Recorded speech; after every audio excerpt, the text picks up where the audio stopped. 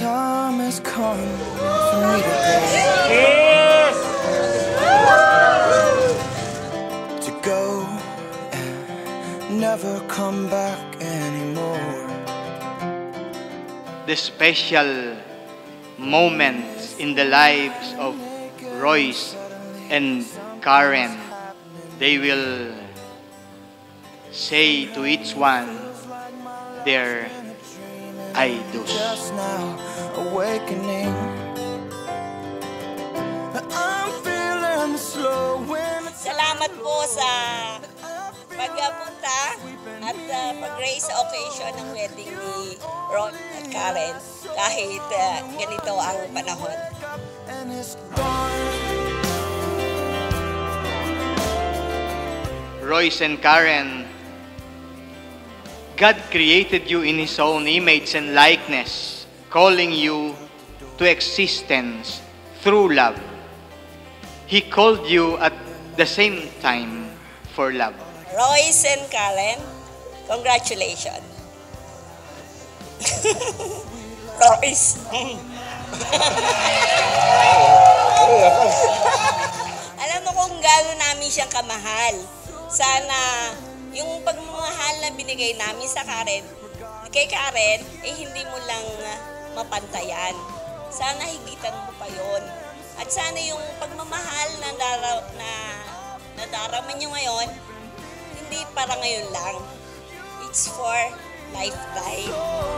One day you wake up and it's gone like fall. It's gone like home. It's gone. Our Lord loves me so much. You know why? Because He gave me two of His most precious gifts. Love that is worthy to be shared with you unconditionally, and time to spend my entire life with you. I'm feeling the slow winter time, Lord. I feel like sweeping me up. Kapag nagpe-pray tayo kay Lord, bibigay niya lahat ng gusto natin. Kaya Kanya ibinigay sa akin kasi alam niya gusto kita. Karen, you are the sweetest and most caring person I've ever met. Gumawa kayo ng inyong sarili, gampanan ninyo ang inyong pamilya bilang si Karen at si Royce bilang mag-asawa.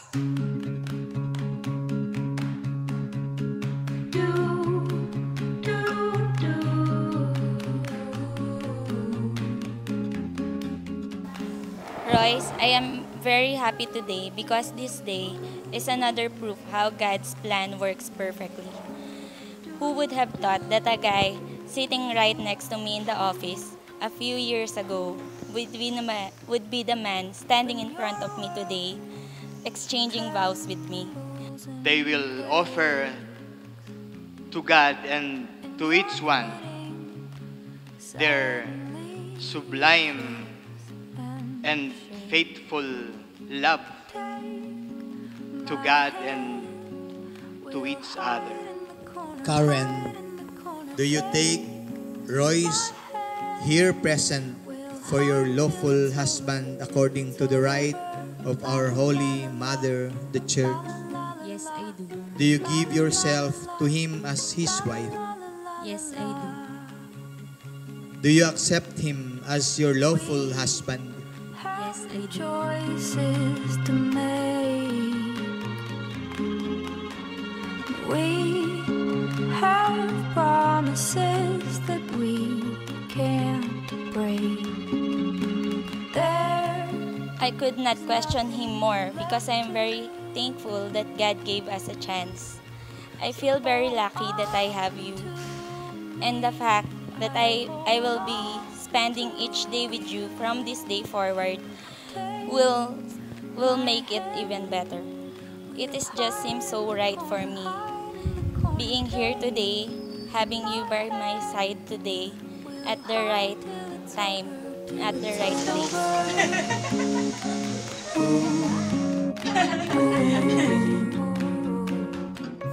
Grant us, O Lord, to be one heart and everyone's soul, from this day forward, for better, for worse, for richer, for poorer, in sickness and health, till death do us part. La la la la la, la la la la la la la.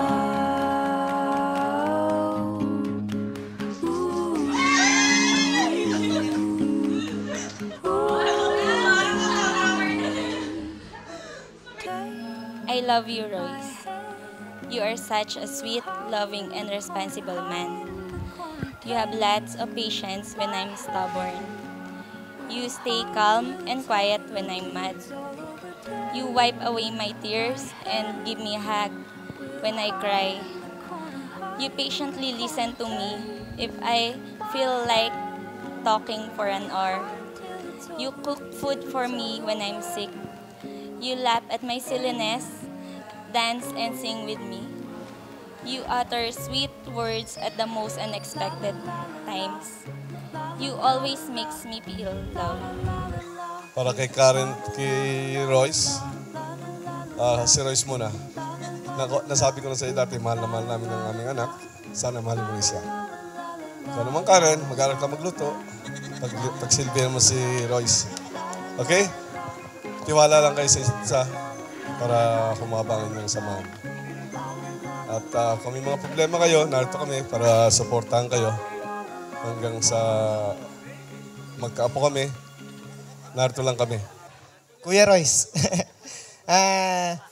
mahal na mahal namin si ate.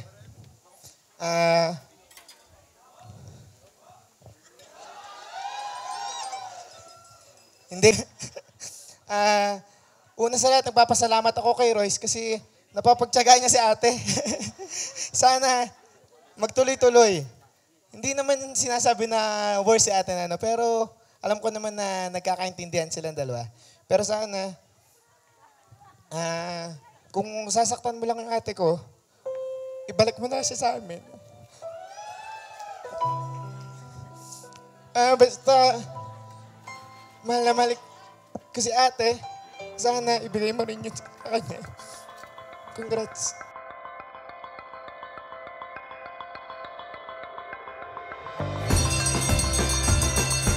For this reason, the central word of Revelation, God loves His people, is likewise proclaimed through the living and concrete word, whereby a man and a woman express their conjugal love. Royce, do you take Karen here present for your lawful wife according to the right of our Holy Mother, the Church? Yes, I do. Do you give yourself to her as her husband? Yes, I do. Do you accept her as your lawful wife? Yes, I do. The vows to love and serve each other for the rest of their lives in trust and loyalty. Royce, I have given you my tender care, love and care. Teach you to be kind, humble, obedient, and most of all, loving, respectful, and to be a responsible person. Karen, wear this ring as a sign of my love and fidelity. In the name of the Father, and of the Son, and of the Holy Spirit.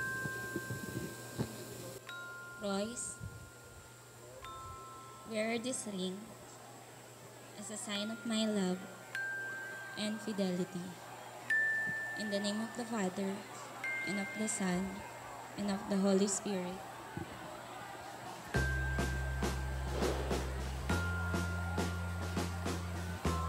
I give you this ring of my dedication to your welfare. In the name of the Father, and of the Son, and of the Holy Spirit. Amen. And I accept them. See the storm clouds up ahead. Say the words I miss you. I can't remember what you said, but I could feel your heartbeat. Hear the heavens open up and show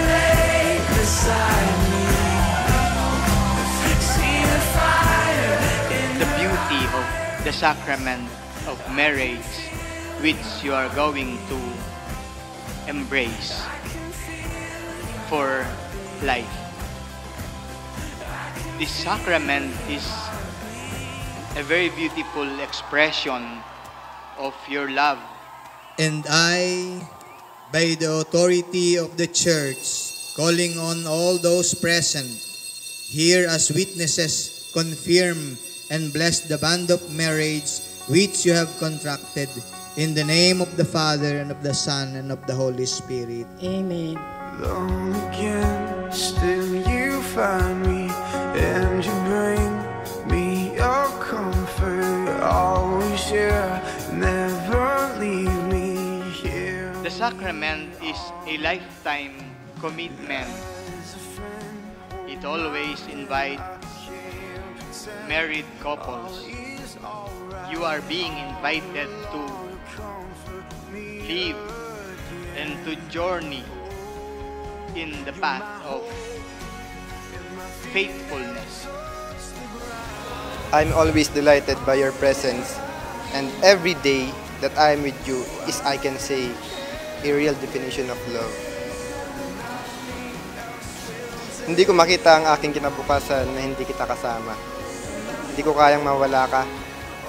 Kaya nga since ma-inlove tayo sa isa't isa, inalagaan na kita ng mabuti at hindi na kita pinabayaan. Kulang na lang, suotan kita ng helmet para lang hindi ka mauntog at hindi magbago ang isipan mo at iwan ako. Ang Diyos ang sentro ng inyong buhay. At ito ang naging inspirasyon mo sa iyong tagumpay. I'm proud of you, son. Now that you are establishing a new family and home, I hope and pray that you do the same to your future children.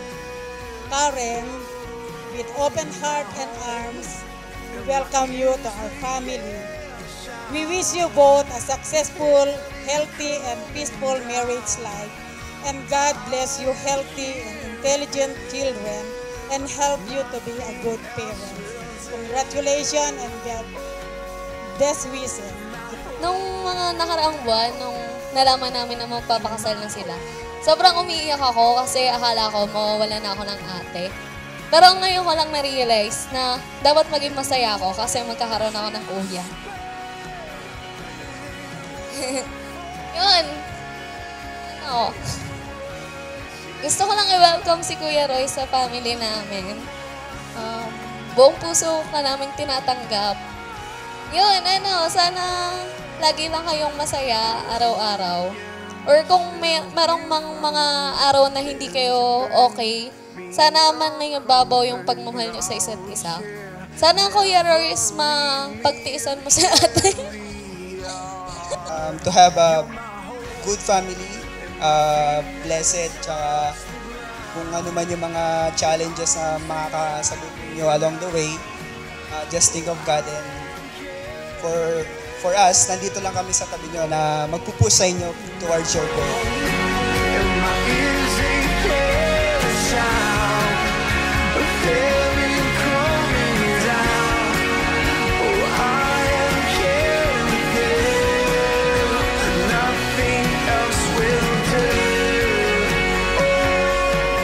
And now that we are being binded together as husband and wife, I want you to know how lucky I am having you. I promise to hold on you tight no matter what and will never leave your side. I promise to choose happiness rather than my comfort. I promise to cherish every single moment of my life that I am with you. Ngayong kasal na tayo, magbago man ang apelyido mo, simula ngayong araw na to, I promise na hindi magbabago ang kahulugan ng salitang maligaya sa buhay mo. Instead, gagawin pa nating mas maligaya. I love you so much. So, hindi ko nahaban kasi masyado akong mahabang magsalita. Tandaan mo lang, Royce, ang lagi kong binibilin sa iyo. Ang aming pamilya ay mapagmahal, ang aming pamilya ay mapagtiwala. Sabi ko nga, ang aming pamilya ay pwedeng manloko pero hindi pwedeng lokohin. Magandang gabi sa inyo lahat. Gusto ko pong pasalamatan ang lahat ng mga taong dumalo dito para makisaya at dumalo sa special na event na ito. Kung di po dahil sa inyo, hindi po magiging successful ang event na ito. Maraming salamat.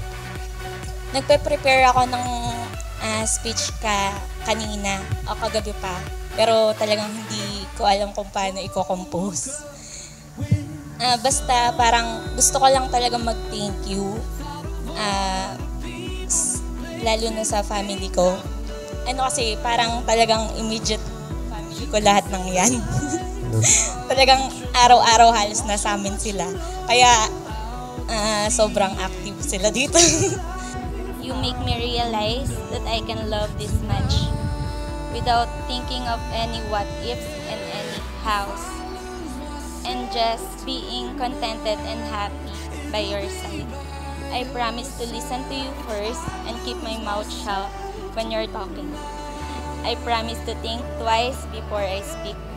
I promise to fill our home with laughter and love. I promise to be by your side no matter what happens. I will love you for the rest of my life. I love you so much. Sobrang na-excite na ako makabuo ng pamilya kasama ka.